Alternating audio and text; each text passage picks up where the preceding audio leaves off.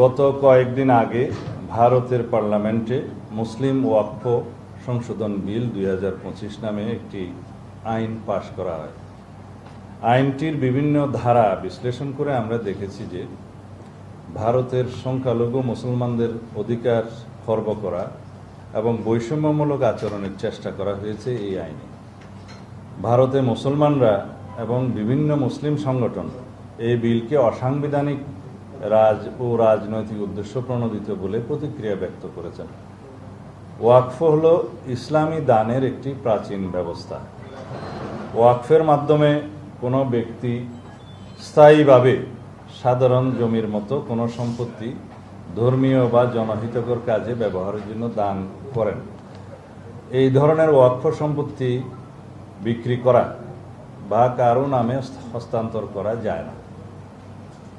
ভারতের জনসংখ্যার 14% অর্থাৎ প্রায় 20 কোটি মুসলমানদের ধর্মীয় ঐতিহ্য, অধিকার, সংস্কৃতি ও স্বার্থবিরোধী এই আইনকে অপব্যবহারের যথেষ্ট সুযোগ রয়েছে, যা ইসলামী ধর্মীয় প্রতিষ্ঠানসমূহের পরিচালনার ক্ষেত্রে ব্যাপক বিপর্যয়কর পরিস্থিতির সৃষ্টি করতে পারে।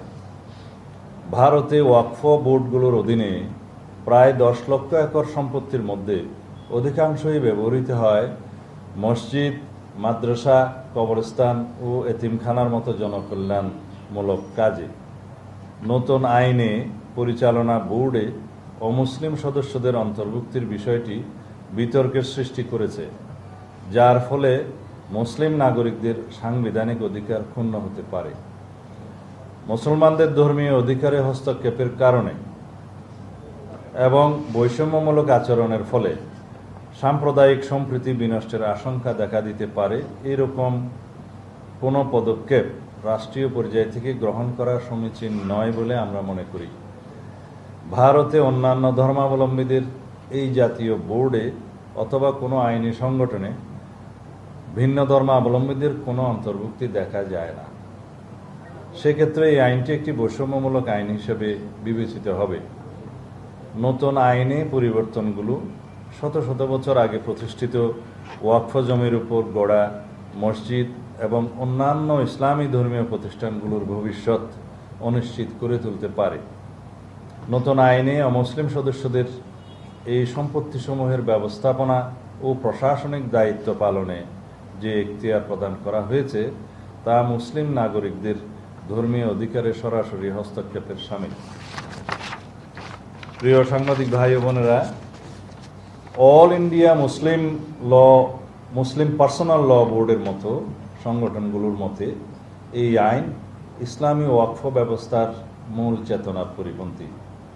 তাদের মতে ওয়াকফ বোর্ডের পরিচালনা মুসলমানদের দ্বারাই হওয়া উচিত। তারা একে মুসলিম নাগরিকদের ধর্মীয় অধিকারে সরাসরি হস্তক্ষেপের শামিল বলে অভিমত দিয়েছেন। ভারত একটি বৃহৎ গণতান্ত্রিক রাষ্ট্র। বৃহৎ গণতান্ত্রিক রাষ্ট্রে সকল ধর্মাবলম্বী নাগরিকদের ধর্মীয় অধিকার রক্ষায় রাষ্ট্রের অভিভাবকত্বের ভূমিকাকে সমুন্নত রেখে উক্ত আইনটি ভারত সরকার পুনর্বিবেচনা করবে, আমরা এই আশাবাদ ব্যক্ত করছি। আঞ্চলিক সাম্প্রদায়িক সম্প্রীতি বজায় রাখতে এই পদক্ষেপ একটি ঐতিহাসিক ভূমিকা পালন করবে বলে আমরা মনে করি। আপনাদের সকলকে ধন্যবাদ। আল্লাহ হাফেজ।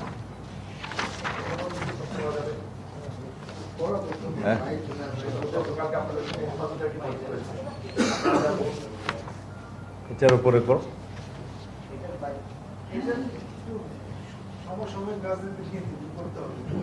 অন্য কোনো সময়। ধন্যবাদ।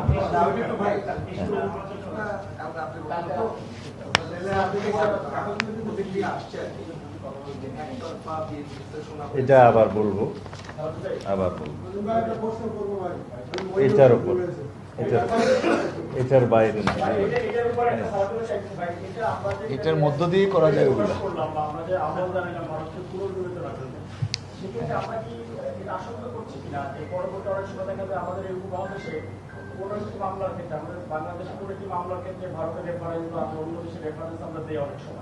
এটার প্রভাব বাংলাদেশেও পড়তে পারে কিনা, উপমহাদেশের আইন বাস্তবতায়, এটা অনেক উদ্বেগ কিনা আমাদের।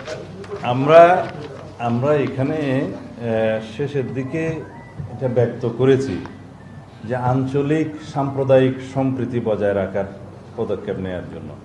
কারণ ভারতের যে কোনো রকমের এইরকম অস্থিতিশীল পরিস্থিতি যখন সৃষ্টি হয়, সাম্প্রদায়িক সম্প্রীতি বিনষ্টের মতো কোনো পরিস্থিতি সৃষ্টি হলে সেটার প্রভাব বাংলাদেশেও এসে পড়ে।